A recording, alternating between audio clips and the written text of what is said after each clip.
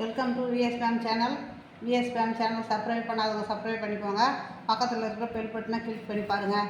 இன்றைக்கி வந்து தீனி வச்ச கொழுக்கட்டை செய்கிறதுக்கு தேவையான பொருளை எடுத்து வச்சுருக்கிறேன். வாங்க அதை பார்க்கலாம்.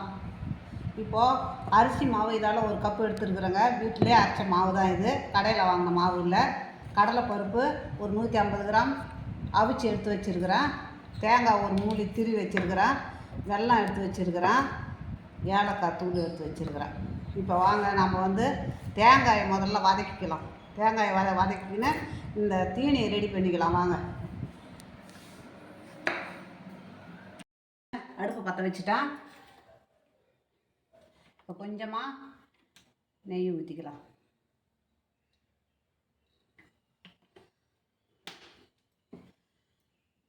இப்போ இந்த தேங்காய் பூ போட்டு வதக்கிக்கலாங்க.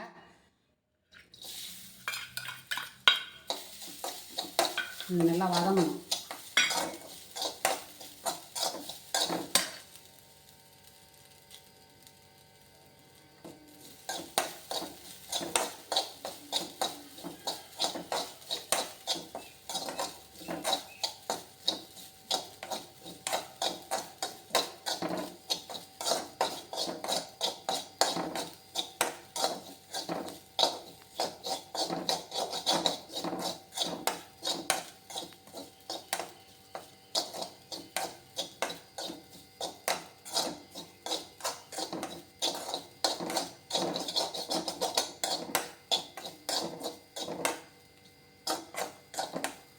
அந்த ஈரம் சுத்தமாக வாங்கிக்கணும். ஈரம் பலன்னு இருக்கணுங்க தேங்காய் பூ. இல்லைன்னா வந்து தீனி வைக்கும்போது அது ஒரு மாதிரி சொதன்னு இருக்கும்.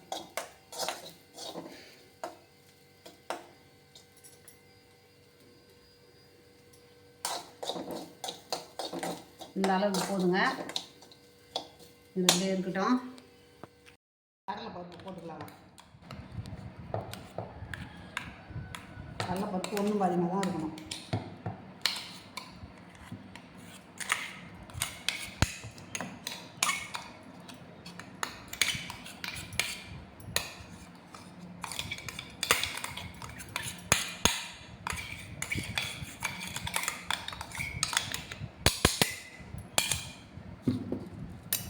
இப்போ ஏலக்காய் தூள் போட்டுக்கலாம். வெல்லத்தை போட்டுக்கலாம்.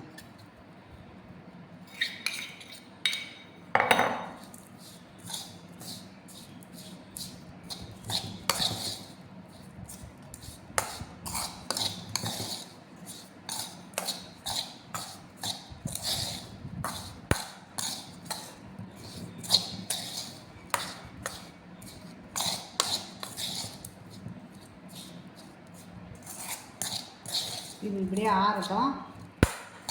நம்ம அதுக்குள்ளே மாவை ரெடி பண்ணிக்கணும். வந்துடலாம். இது அப்படியே நல்லா இப்படி வரும். இப்படி ஒன்று வருங்க. நல்லா நம்ம பிடிச்சிக்கலாம். ஏன்னா பாவை வந்து காய்ச்சிட்டு இது பண்ணும்போது ரொம்ப கஷ்டமாக இருக்கும். நம்ம இதை மாதிரி இருக்கிறது தான் நல்லாயிருக்கும். அப்படியே இருக்கட்டும். இது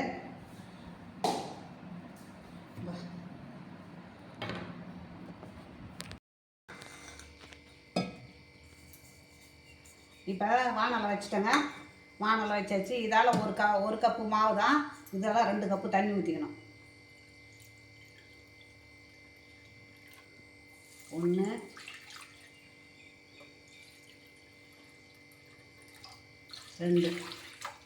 2 கப்பு தண்ணி. கொஞ்சமாக அந்த மாவுக்கு தகுந்த உப்பு, கொஞ்சம் எண்ணெய். தண்ணி கொதிக்கிட்டேங்க. போதுங்க. இந்த ஸ்டேஜில் 1 ஸ்பூனு மாவை போட்டு கரைச்சி இதில் ஊற்றிக்கணும்னா போடுற மாவு கட்டி ஆகுது. இப்போ நம்ம போட்டு தொழுவுற மாவு கட்டி ஆகாது. அதனால் முதல்ல இந்த 1 ஸ்பூன் மாவை போட்டு நம்ம இது பண்ணிக்கலாம்.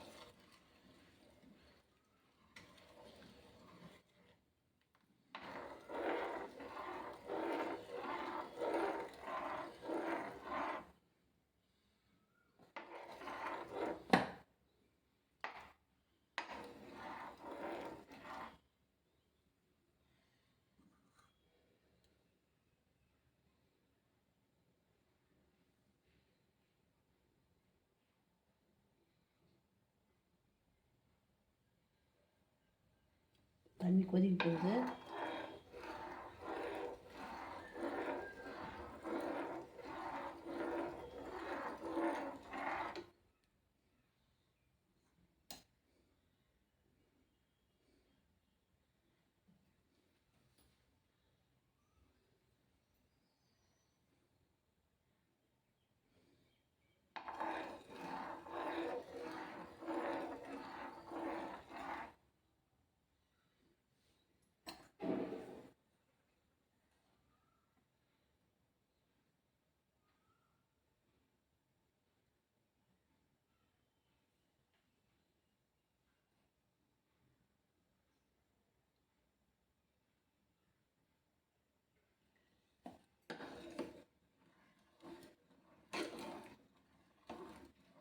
தண்ணி கொதித்த உடனே தாங்க மாவு போடணும். தண்ணி கொதிக்கட்டும்.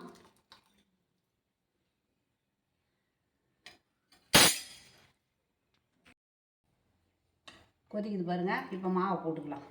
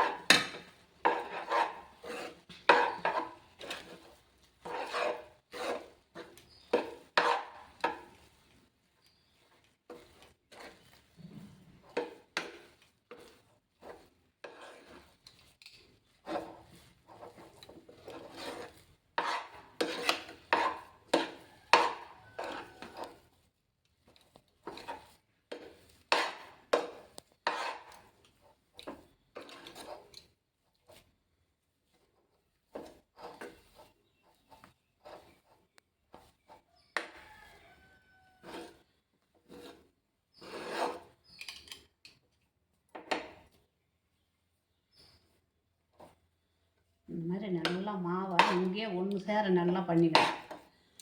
அப்போ தான் நம்மளுக்கு மாவு ஆறின உடனே நம்மளுக்கு கொழுக்கட்டை பண்ணுறதுக்கு கரெக்டாக வரும். அப்படியே ஆறட்டுங்க.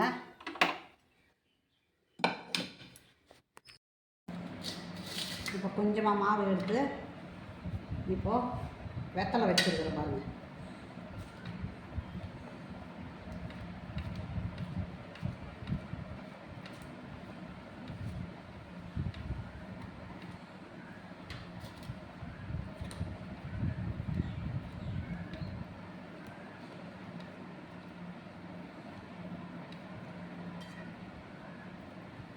இதை எடுத்து இதில் வச்சு நம்ம இப்படி மடிச்சுக்கணுங்க.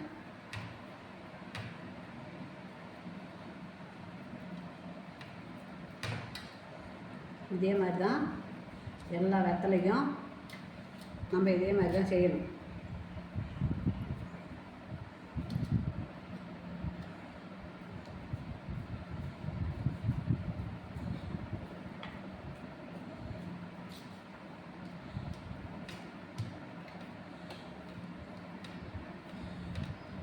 மெல்லிசாக தட்டிக்கணும்.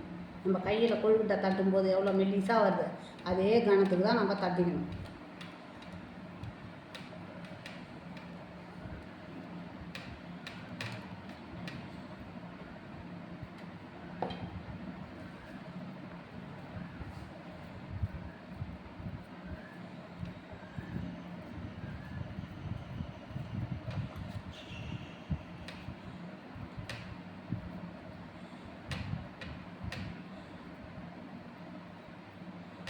இதே மாதிரி தாங்க எல்லாத்தையும் நான் பிடிச்சி இதை வச்சுட்டு காமிக்கிறேன்.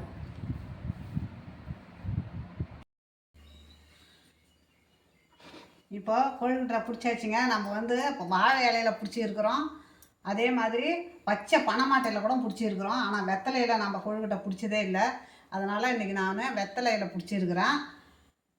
இது நல்ல மருத்துவ குணமும் உள்ளது. இது வாழை இலையும் மருத்துவ குணம் உள்ளது தான், வெத்தலையும் மருத்துவ குணம் உள்ளது தாங்க. நீங்கள் இது வரலாம் அது மாதிரி செய்திருக்க மாட்டீங்க, நீங்கள் செய்யுங்க.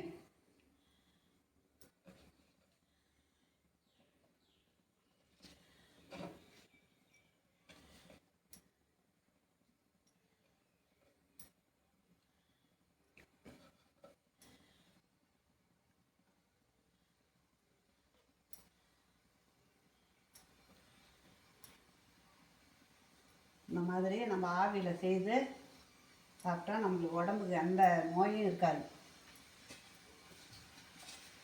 வேகட்டும் கொஞ்சம் நேரம், ஒரு 5 நிமிஷம் வேகட்டுங்க, நம்ம எடுத்துக்கலாம். வாங்க இப்போ எப்படி இருக்குது பார்க்கலாம். பாருங்கள், நல்லா வெந்து வச்சு பாருங்கள். இப்போ நம்ம அப்படியே எடுத்து வைக்க வேண்டியது தாங்க. தட்டில் எடுத்து வச்சுருக்கிறேன் பாருங்கள். இதை மாதிரி தான் எடுக்கணும். எல்லாத்தையும் நான் எடுத்துன்னு வரேன், பார்க்கலாம்.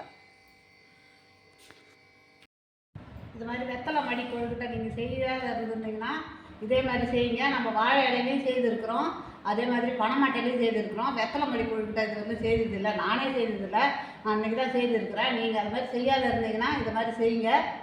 உங்களுக்கு பிடிச்சிருந்ததுன்னா எனக்கு லைக் பண்ணுங்கள், கமெண்ட் பண்ணுங்கள், சப்ஸ்கிரைபர் பண்ணுங்கள். இந்த மாதிரி இருக்குங்க. நம்ம இது தேவையில்லைன்னா நம்ம இப்படி எடுத்துக்கலாம். நம்ம அப்படி எடுத்து வச்சு இப்போ பசங்களுக்கெல்லாம் இது பிடிக்கலன்னா, பெரியவங்களாம் சாப்பிடுவாங்க, பசங்களுக்கு பிடிக்கல, நம்ம இது மாதிரி எடுத்து கொடுக்கலாம்.